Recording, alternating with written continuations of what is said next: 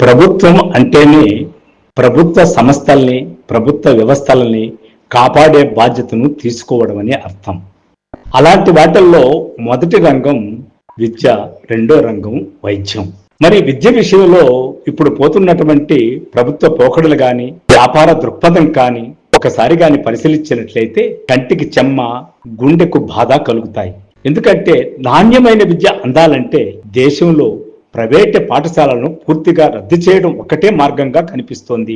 అప్పుడు ముఖ్యమంత్రులు పిల్లలు మనుషులు, అప్పుడు ముఖ్యమంత్రుల పిల్లలు, మనుమలు మనమరాళ్ళు, అధికారుల పిల్లలు, ధనవంతుల పిల్లలు, పేదవారి పిల్లలు అందరినీ ప్రభుత్వ బడిలో మాత్రమే చదివించాల్సి ఉంటుంది. దాంతో బడుల పని విధానము, సౌకర్యాలు, విద్య నాణ్యత అన్నీ కూడా మెరుగవుతాయి.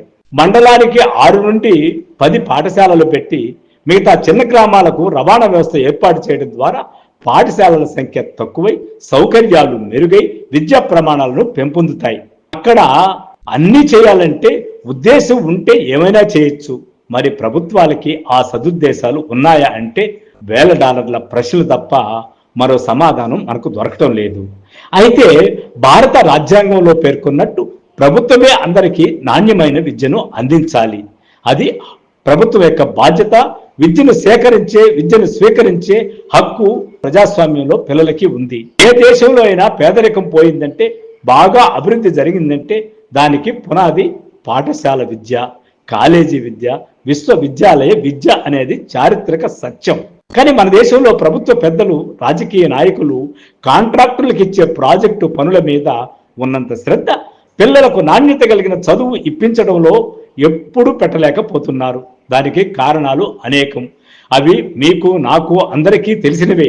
అయినా కూడా మౌనంగా పోవడం వల్ల ఈ ప్రభుత్వ పాఠశాలలు తగ్గిపోయి ప్రైవేట్ పాఠశాలలు రాజ్యమేలుతున్నాయని చెప్పుకోవచ్చు. సివిల్ ఇంజనీరింగ్ ప్రాజెక్టులు, రియల్ ఎస్టేట్ లావాదేవీలు, ఎన్నికలకు అవసరమైన డబ్బు సమకూరాలంటే ఖచ్చితంగా ప్రభుత్వానికి ప్రైవేటు వ్యవస్థలు, ప్రైవేటు సంస్థలే బాగుండాలి. లేకపోతే వారికి నిధులు ఎవరు సేకరిస్తారు, ఎవరు సమకూరుస్తారు? అది కదా సమస్య, అది కదా ప్రశ్న. సర్కారు బడుల మీద పెట్టే పెట్టుబడులు, డబ్బులు రాల్చవు కదా. అందుకే రాజకీయ నాయకులకు విద్య మీద సమయం వెచ్చించడం శుద్ధ దండగా అనిపిస్తుంది. అయితే రాజకీయ సిద్ధశుద్ధి ఉంటే అందరికీ నాణ్యమైన విద్య అందించడం మనకు అసాధ్యమేమీ కాదు. కానీ ఆ యొక్క చిత్తశుద్ధి అనేదే కదా ఇప్పుడు ప్రశ్న. అది లేదు కాబట్టే ఉంది అని అనుకుంటే అది ఎలా అసాధ్యం కాదో చూద్దాం. ఇప్పుడు ఆకునూరి మురళి గారు కలెక్టర్గా ఉన్నప్పుడు ఆయన పనిచేసిన ఒక జిల్లాలో ప్రైవేటు విద్య, ప్రభుత్వ విద్య ఎలా ఉందో విశ్లేషించి చెబుతాడు. జిల్లాలో ఉన్న ఒక ప్రైవేటు బడిలో ప్రతి 38 మంది విద్యార్థులకు ఒక టీచర్ ఉంటే, ఆ జిల్లాలో ప్రభుత్వ బడుల్లో ప్రతి 17 మంది విద్యార్థులకు ఒక టీచర్ ఉన్నారు. ప్రైవేటు యాజమాన్యము ప్రతి విద్యార్థి మీద సగటున ప్రతి సంవత్సరము 6,200 ఖర్చు పెట్టి ప్రైవేటు యాజమాన్యం తల్లిదండ్రుల నుండి ఎంత మొత్తం రాబడుతున్నదో మనందరికీ తెలిసినటువంటి విషయమే. 85% విద్యార్థులకు నాణ్యతలో ఏ గ్రేడ్లో తీర్చిదిద్దగలిగితే మన సర్కారు బడుల్లో ప్రభుత్వం సగటున విద్యార్థికి ప్రతి సంవత్సరము 35,000 రూపాయలు ఖర్చు పెట్టినా 67% విద్యార్థులు సి గ్రేడ్ కంటే దాటలేకపోతున్నారు. ప్రైవేటు యాజమాన్యం ఒక టీచర్కి నెలకు 5,000 రూపాయల నుండి 20,000 వరకు మాత్రమే ఇస్తుంది. అది సబ్జెక్టు బట్టి డిమాండ్ చెల్లిస్తుంటే ప్రభుత్వం నెలకు ఒక టీచర్కు 35,000 నుండి 1,20,000 వరకు చెల్లిస్తుంది. అంటే ఇదేమి చిన్న మొత్తం కాదు, ఆషామాషి అమౌంట్ కూడా కాదు. మరి 5,000 రూపాయలు తీసుకుంటున్నటువంటి టీచర్ చెప్పే విద్యకును 1,20,000 రూపాయలు తీసుకుంటున్నటువంటి టీచర్ చెప్పే విద్యకును ఎంతో తేడా ఉంటుంది కదా. మరి ఆ లోపం ఎక్కడ ఉంది? ప్రభుత్వ పరిపాలనలోనే అని చెప్పక తప్పదు. నిష్ఠూరమైన నిజము, సత్యము అదే. ఇదే జిల్లాలలో అంటే వెనుకబడిన జిల్లాలలో ఒక మండలంలో పరిస్థితి విశ్లేషిస్తే 4 పెద్ద గ్రామాలలో ఉన్న ప్రైవేటు బడుల్లో 4,500 మంది విద్యార్థులు చదువుతూ ఉంటే, అదే మండలంలో 36 గ్రామాలలో ఉన్న ప్రభుత్వ బడుల్లో 1,400 మంది చదువుతున్నారు. ఆ మండలాల్లో పేద మధ్యతరగతి తల్లిదండ్రులు అప్పులు చేసి సంవత్సరానికి ఒక్కొక్క విద్యార్థికి 15,000 రూపాయల నుండి 30,000 రూపాయల వరకు ఫీజులు కడుతున్నారు. మిగతా మధ్యతరగతి కుటుంబాలు, ఒక మోతాదులో ఉన్న పేద రైతులు వారి కుటుంబాలను పెద్ద పట్టణాల్లో పెట్టి పిల్లలను ప్రైవేటు కాన్వెంట్ల స్కూళ్లలో చదివించుకుంటున్నారు. ప్రభుత్వ బడుల్లో చదివించాలంటే నామోషిగా కూడా ఫీల్ అవుతున్నారు అని ఒక గ్రామంలో తల్లిదండ్రులు ఆకునూరి మురళి గారితో స్వయంగా అన్నారట. మరి ఆయన క్షేత్రస్థాయిలో కలెక్టర్గా పనిచేశారు కాబట్టి ఆయన అనుభవాల్ని మనము కొట్టి పారేయడానికి వీలు లేదు. ఇంటి వాళ్ళ పిల్లలు టిప్ టాప్ గా తయారై, పక్కింటి వాళ్ళ పిల్లలు టిప్ టాప్ గా తయారై టై బూట్లు వేసుకొని మండల కేంద్రంలోని ప్రైవేటు బడికి వ్యాన్లో పోతుంటే మా పిల్లలను దీనావస్థలో ఉన్న ఊళ్ళోని ప్రభుత్వ బడికి ఎలా పంపించాలని వారు వాపోతున్నారు. ఇటీవల కాలంలో వాట్సాప్ లో ఒక బొమ్మ విస్తృతంగా ప్రచారంలోకి వచ్చింది. ప్రైవేటు బడి భవనం బ్రహ్మాండంగా ఉంటుంది, కానీ ప్రైవేటు టీచరు ఒక పెంకుటింటిలో నివసిస్తూ ఉంటాడు. అదే ప్రభుత్వ బడి విషయానికి వస్తే ప్రభుత్వ బడి భవనము అధ్వాన్న స్థితిలో ఉంటుంది, కానీ ప్రభుత్వ టీచరు ఇల్లు జిల్లా ముఖ్య పట్టణాల్లో బ్రహ్మాండంగా ఉంటుంది.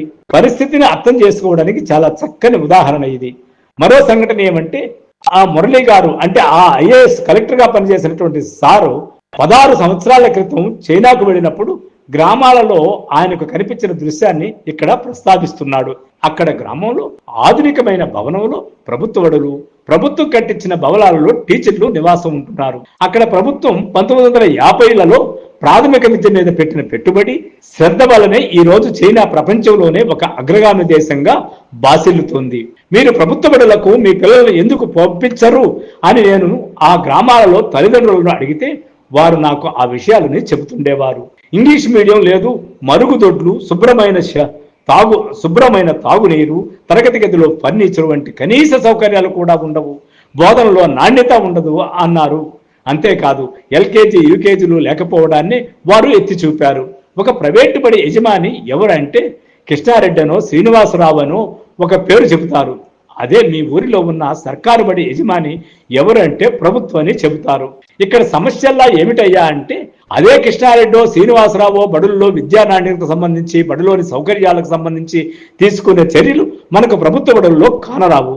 అక్కడ ఉపాధ్యాయులు స్కూళ్ళు యజమానులకు జవాబుదారీగా ఉంటారు.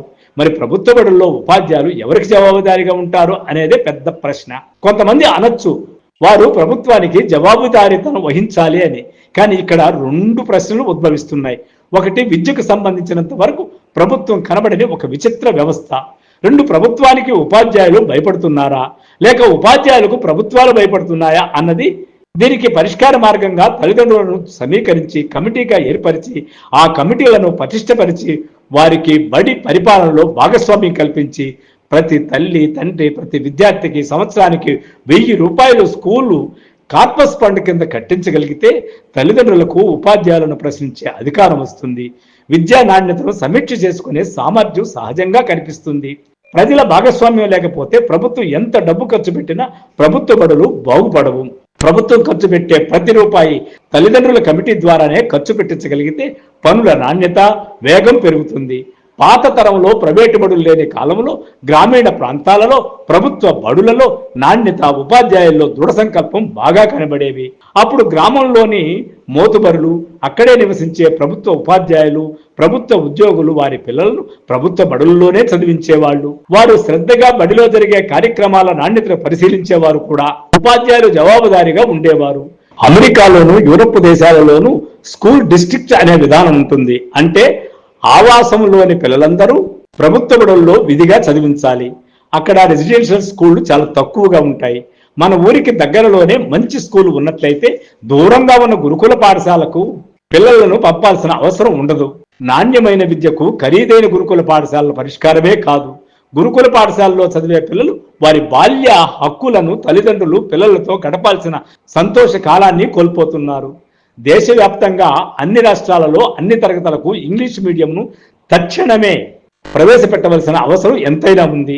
ఇక్కడ చర్చించాల్సిన విషయాలను, మన సమాజ పరిస్థితులను, రాజకీయ వ్యవస్థను, కుల వ్యవస్థను పరిశీలిస్తే నాణ్యమైన విద్య అందాలంటే దేశంలో ప్రైవేటు పాఠశాలలో పూర్తిగా రద్దు చేయడం ఒకటే పరిష్కార మార్గంగా కనబడుతుంది. అంటే ఇవన్నీ కూడా ఏదో వ్యాసం కోసమో ఒక చిన్న మీటింగ్ కోసమో మాటగా చెప్పడం కాదు. అనుభవంగా ఒక కలెక్టర్ గారు క్షేత్రస్థాయిలోనూ విదేశాల్లోనూ ఉన్నటువంటి పరిస్థితులు అన్నీ గమనించి తన యొక్క అనుభవాల్ని, తన యొక్క ఆవేదనని, తన యొక్క ఆలోచనని మనతో పంచుకున్నాడు. అంటే అలాంటి విషయాన్ని మనము ఖచ్చితంగా తల్లిదండ్రుల యొక్క దృష్టికి తీసుకుపోవాలి. పిల్లల యొక్క ఆలోచన విధానంలోకి ప్రవేశపెట్టాలి. ప్రభుత్వం కూడా దీని గురించి ఒక్కసారి ఆలోచించగలిగితే ప్రైవేట్ స్కూళ్ళ అవసరం లేదు, ప్రభుత్వ స్కూళ్ళ అభివృద్ధి చేసుకోవడం ఒక్కటే మార్గంగా కనిపిస్తుంది. సో ఫ్రెండ్స్, నా యొక్క ఛానల్లోని ఈ విషయం కానీ మీకు నచ్చినట్లయితే సబ్స్క్రైబ్ చేయండి, లైక్ చేయండి, షేర్ చేయండి, కామెంట్ చేయండి. Thank you.